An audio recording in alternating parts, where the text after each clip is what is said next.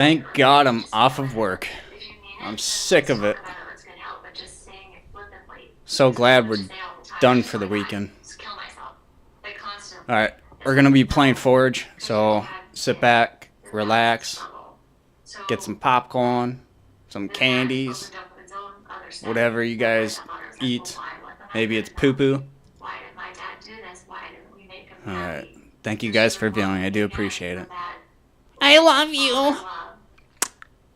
And then that gawky, gangly, two-bested teenager turned Let's go. Into a beautiful butterfly. And that is when the boys started to pay attention to her. And just like me in high school, where all of a sudden the attention was there, she soaked it up. And the enemy just latched onto that. And just like I was sexually assaulted, she was sexually assaulted. Why is this not working? She was actually raped on campus at the school that she attended. But we didn't know until a year later because she kept it quiet because she was afraid of what would happen until he graduated high school. But the behaviors, all of a sudden, we were seeing different behaviors. Like she was in dual enrollment, honor society. All of a sudden, grades were failing. The music, the rap music, she got attached, started getting tattoos, and just like, see, I didn't know what happened yet. So in my head, I'm thinking, oh my gosh, this must be bipolar. How old is she? The behaviors, the ups and the downs, and lashing out, and all of this.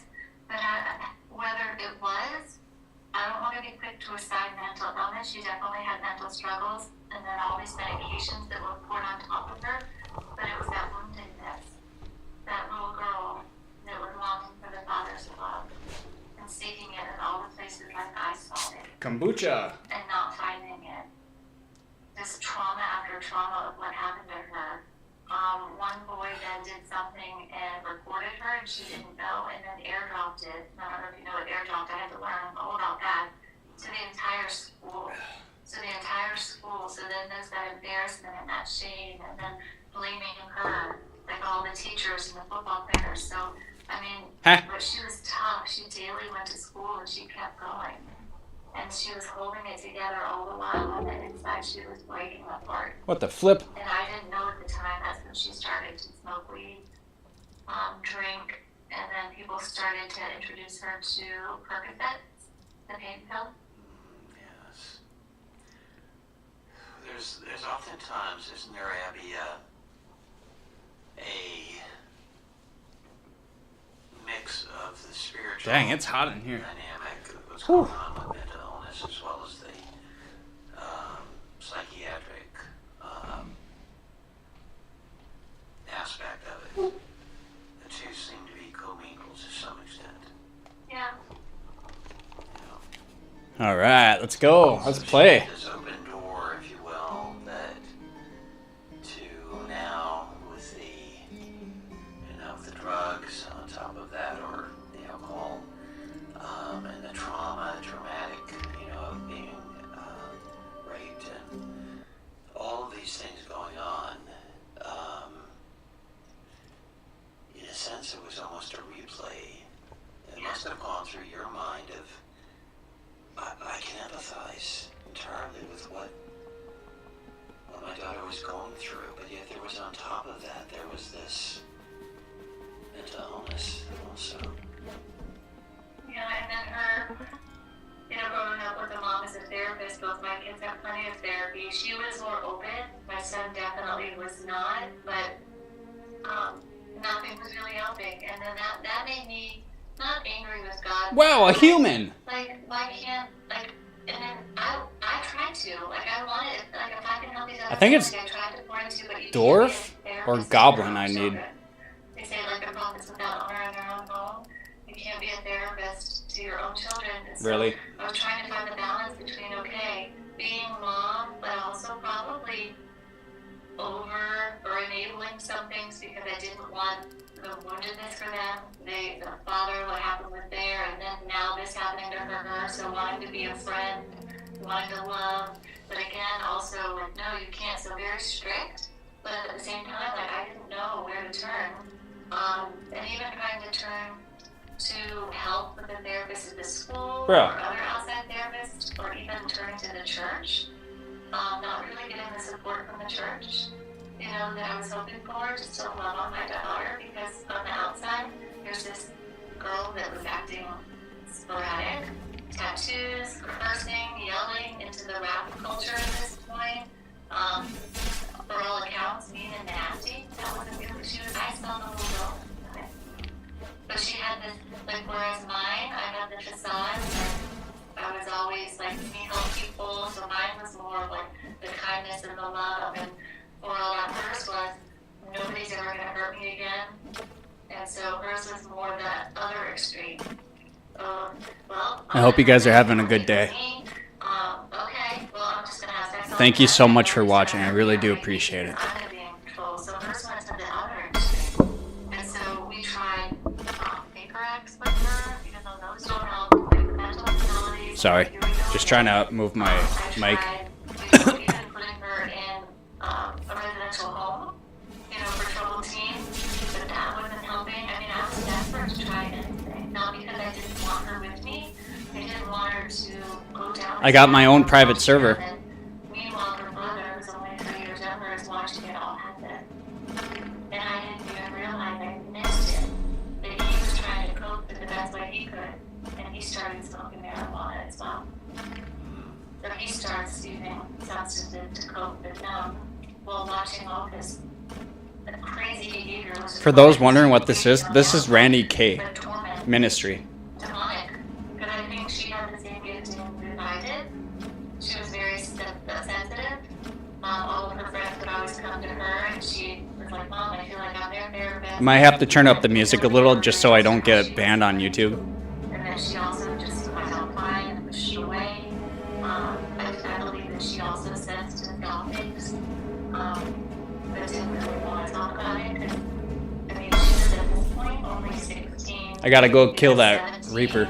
Not even 18 yet. Like, seeing that, like, I'm thinking back now, like, I'm 21, and I'm like, whoa, what's going on? But at that age, how do you explain that? So she thought she was going crazy too. So what happened? Because I'm crazy, you go to the psychiatrist, you go to the psychiatrist. The basic things Gotcha. that you have, like a zombie. So she was a zombie for a couple of years. And then self-medicating on the side Been there. with whatever pills that she was getting that I had no idea about. The medical field does not fully understand how to treat mental illness, and so almost looking for that magic cocktail. You need Jesus. Guessing game to some extent. And so she was And forgiveness. at this point either addicted But you to find that it through or Jesus. she'd been taking Percocet. Yeah. True Which is a forgiveness. prescription drug. But now we have this epidemic of fentanyl use. So we have young people dying and interviews not only them but their loved ones who have lost their loved one to fentanyl. And she had been through these struggles and the gifting that you had in your youth. What was your joining church? Church wasn't didn't know how to affect her in the way she needed. What did you think about this point? So she got, so I guess I didn't finish myself what I wanted to do, what I was seeking, what I was seeking before knowing God. You know, we look at horoscopes, we look at New Age, we look at spirituality. So she kind of went down that path as well. Like, she wouldn't deny God, but she was like, all these books and movies and little talismans, which I held off the burner on my after, all those things. But crystals. So she was seeking as well an opposite. Like, again, how could God hurt me like this? How could God take my dad away from me? I remember her announcing she's still like, Mom, I want to go to church. So, probably July before we get to when she passed, she's like, all of a sudden this church pops up. And I say pops up because we didn't go to this one Baptist church for probably a good 10 to 12 years. I ended up making the decision to leave that church because I'm very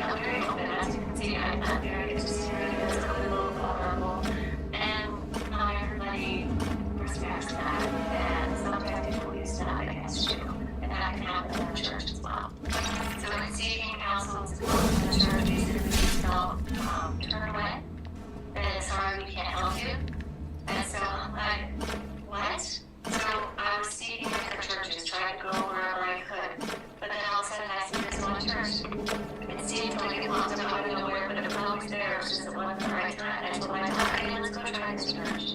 So we went there the first day. It was my first time going to a year. Yo, I'm level 102. That's insane. I loved it. She loved it. And then she started asking me about God. And I started sharing with her about, very vulnerable, honest about my walk with God. And I had just started getting back into reading the Bible again.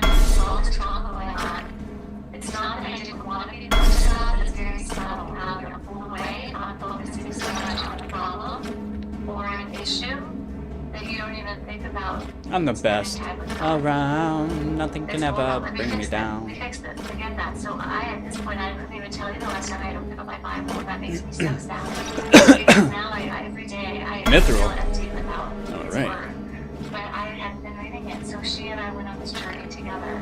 And I started teaching God her. and I gave her a new Bible. And then the Psalms. How David just would cry out the anxiety and the depression and all the stuff that happened to David. And I have text messages with her, which I'm going to cherish for my entire life, even though we're like, can't people just talk? But even in these conversations, like if I were to just talk with her like this, I wouldn't have any memory, I wouldn't have any recollection. Like, I'm so grateful for the text messages because she would pour out her heart to me in a text message. So I have all these things of where I would share the gospel with her, I would share Jesus with her. Because it's hard to speak about it. Telling me that I'm the reason she has strength because I've taught her to focus on God, and that thank you for telling me about the Psalms. So I have all of these. I have it. I have them all in my phone, which is such a gift because I can see even up. Thank you guys for revealing. I was always pointing her to Jesus. And she was seeking Him, and I have her Bible where she wrote it in there, and I've got scripture verses that she wrote down. Devil, you cannot have me. I belong to God. So even she was battling these demons like I was, and she was fighting and crying out to God, saying, no, you can't have me, devil.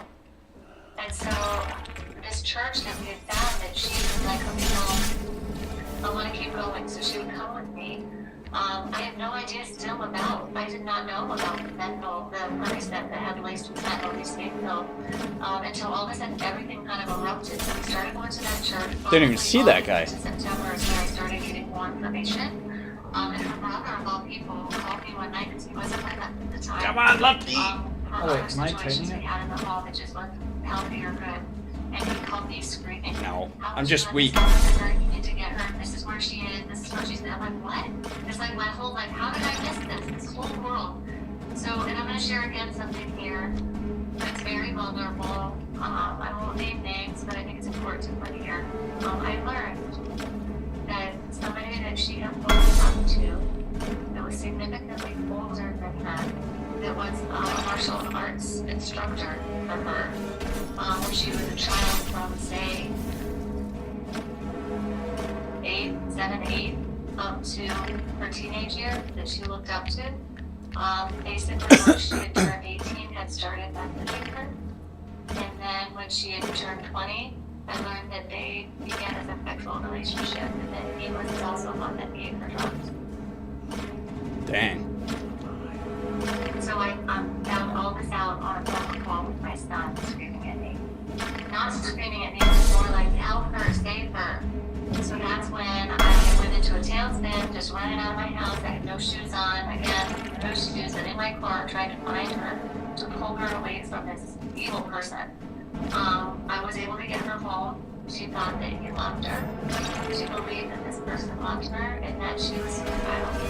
She just wanted to kill herself because she thought, you don't understand, he loves me. I'm like, I do understand. He was lying to you. He's a Well, there's the Reaper. She wasn't ready to hear that. You know, you will not win. I refuse. So first, I'm like, tell you who did I have? Gotcha. So that's when, as soon as I knew, I was on it. And I was seeking out, and I got great recommendations. I will survive. Hey, hey. The places we refer people, so I'm like, okay, fabulous.